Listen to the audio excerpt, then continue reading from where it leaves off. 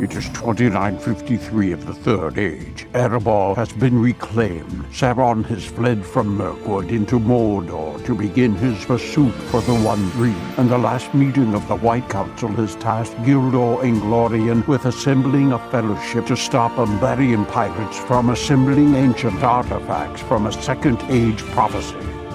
Join the players of this Adventures of Middle-earth Dungeons & Dragons campaign as they unravel the mysteries of the prophecy.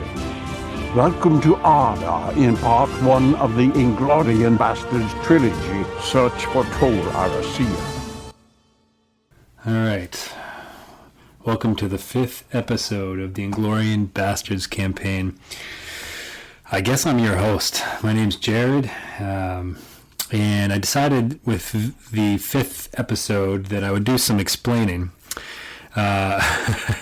The goal was to have one of the cast members, one of the player characters, come on the podcast and to talk about and to sort of introduce more of who their characters are and what they are all about. But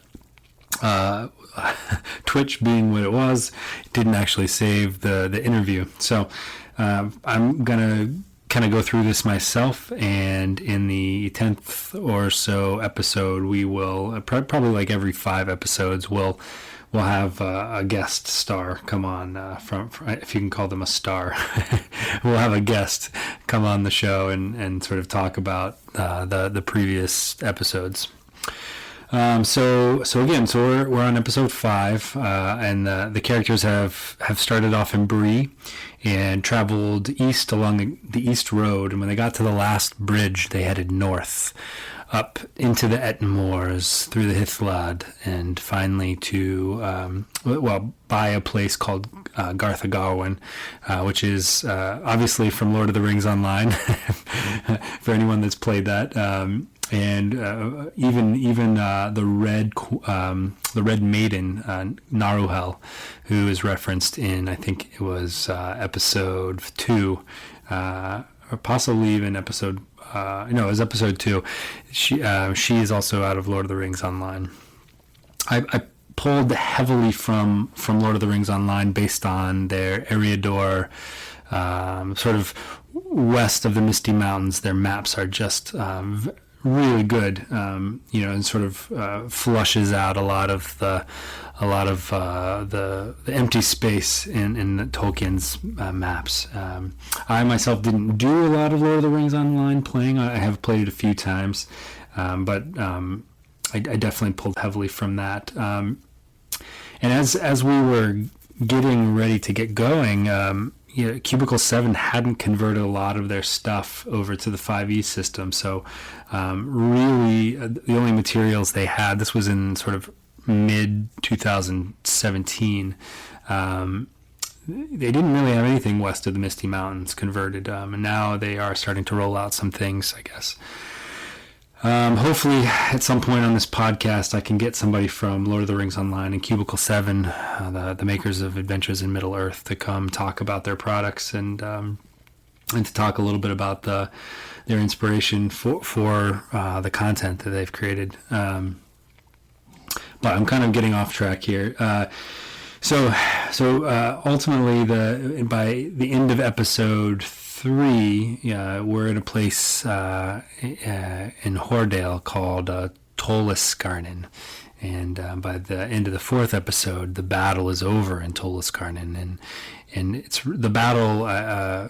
We say in the episodes are referred to the Battle of Rue Limdal, or the battle that discovery of wicked secrets, I believe, is the literal Sindarin translation.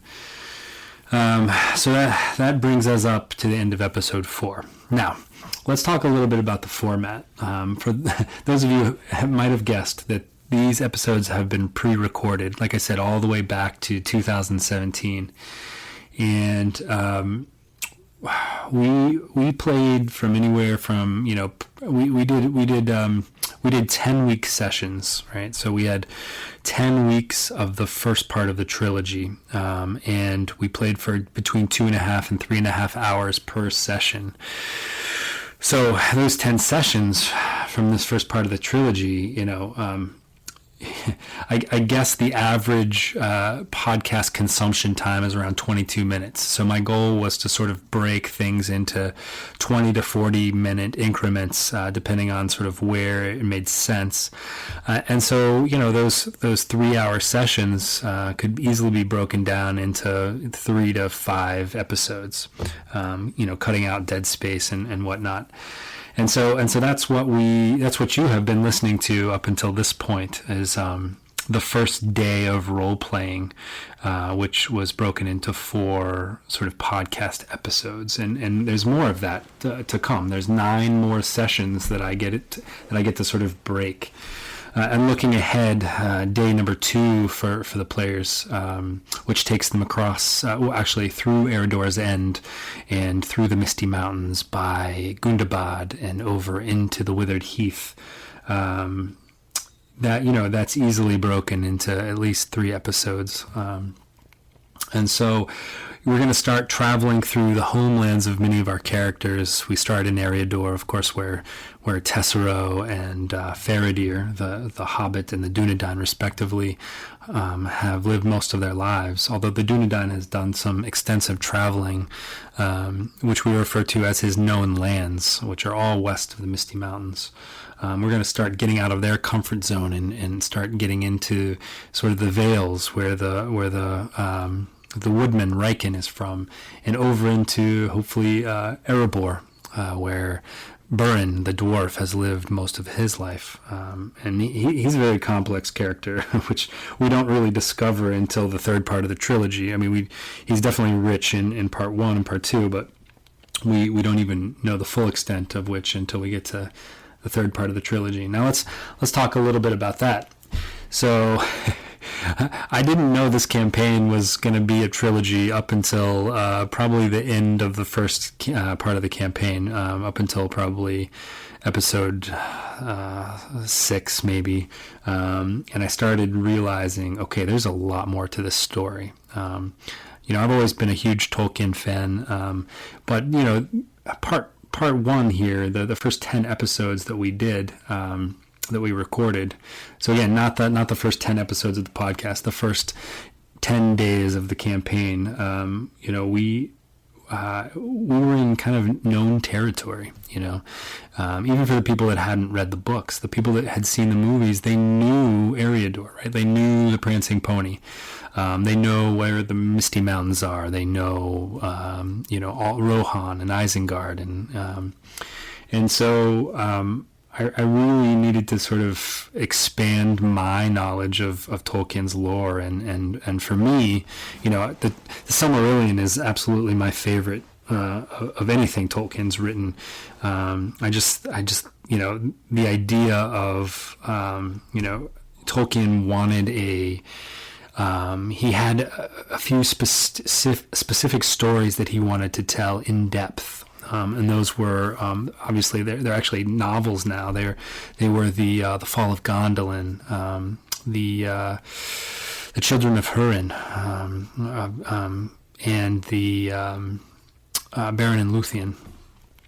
And so he had these stories flushed out in his mind, but he believed that in order to make these stories very rich, he needed an underlying mythology, and in order to make that mythology rich, he needed these stories. And so they worked together. And for me, the Silmarillion was the sort of culmination of even sort of the Third Age tales from the Hobbit and the Lord of the Rings. And I really enjoyed the history of the elves and the story of Turin, which is one of the, to this day, is one of the most tragic stories I've ever read, even in the Silmarillion. And so having that love for sort of pre-Third Age material, my brain started thinking, okay, so I had the first part of the campaign mapped out through through day 10, I should say, of my campaign with the players.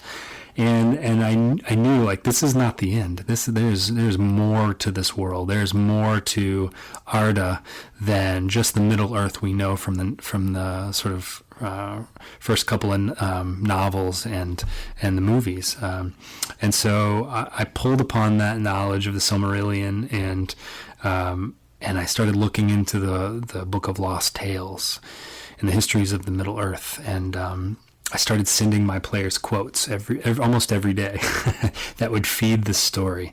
And, for a lot of them, it didn't make a lot of sense until they played through the campaign, but I think it made the experience more rich. So that's a little bit of the background about sort of how we played and how we've recorded, and how I'm sort of breaking up the sessions.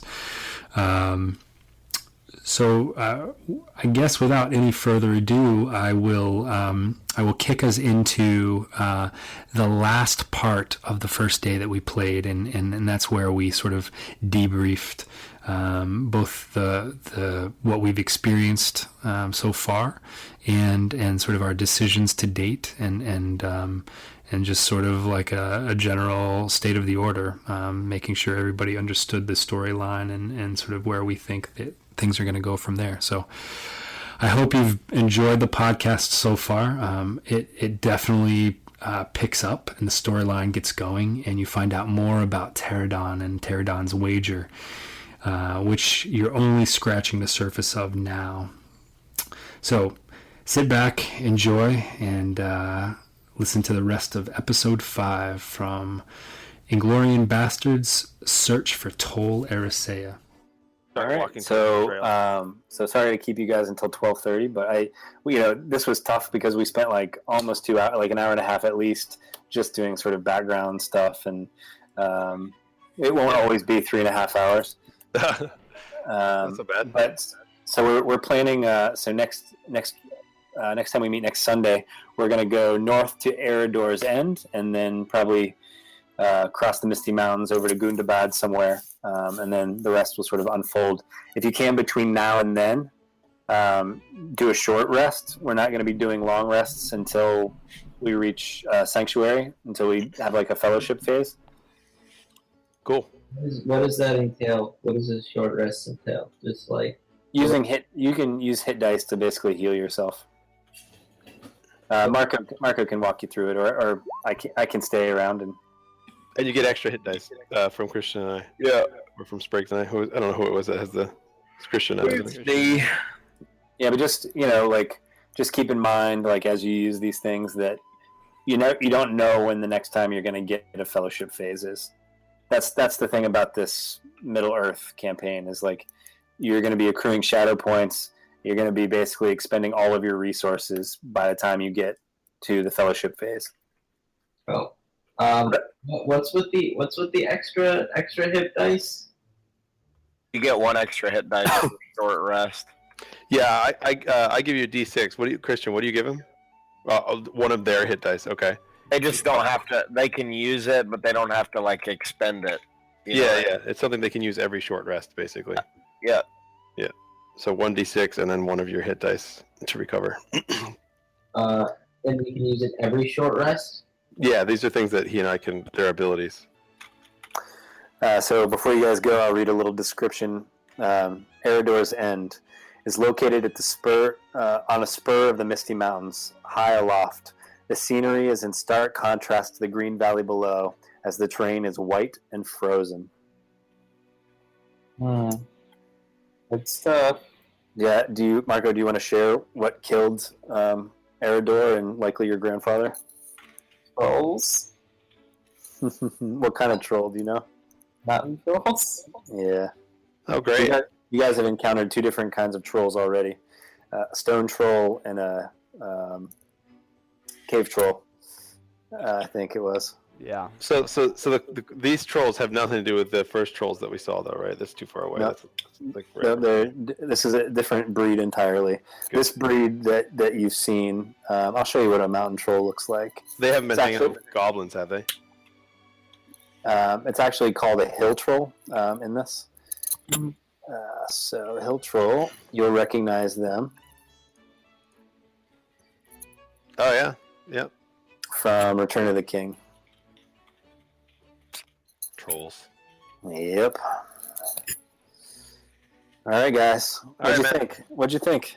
It's cool to be playing with the Lord of the Rings stuff. I think we got to get the hang of all the different sub rules, though. Yeah, it's definitely been fun. So, what do you mean, Josh? I think we have rules. Well, I think we mulled over like embarkation and all that kind of stuff early on. I think that was just like you said, a little bit of lag for trying to get introduced to the characters, introduce what we're actually doing, and all that kind of stuff. Yeah. Yep. I mean, we didn't take that long in specifically in embarkation stuff, but we kind of hung out for like an hour and a half at the beginning. So it was fun. I mean, I had a good time. I think the next time is going to be much smoother, though. It's usually how it goes, right? Yep. And I think there'll be more like this session. I was trying to tell you that, the origin sessions, like we're all in places that we've seen before or heard of, for the most part. But I think you're going to spend probably the first 3 days in places you've never seen or heard about. Cool. Where do I find how much I hit? I want to know why our canon is a hobbit. What? Our canon, you mean? Yeah, our canon. That's what I said. I want to know why our canon is a hobbit. How did this happen? Yeah, eventually he'll lose that inspiration. So he won't get the sneak attack unless he's surprising somebody or unless somebody's within 5 feet of the enemy he's attacking. All right. Okay. No, that's because he was inspired this whole time. He's like an assassin, essentially. That's awesome. All right. Cool. Gonna have fun. It was fun, guys. Thanks. All right, guys. Yeah, that was awesome. Next Sunday. All right. See you guys. Thank you, Jay, for putting this together. You got it. Though this marks the end of the episode, the road goes ever on. Until next time, join us at longwinded.one and consider giving us a review on Apple Music, Spotify, or really whichever platform you choose.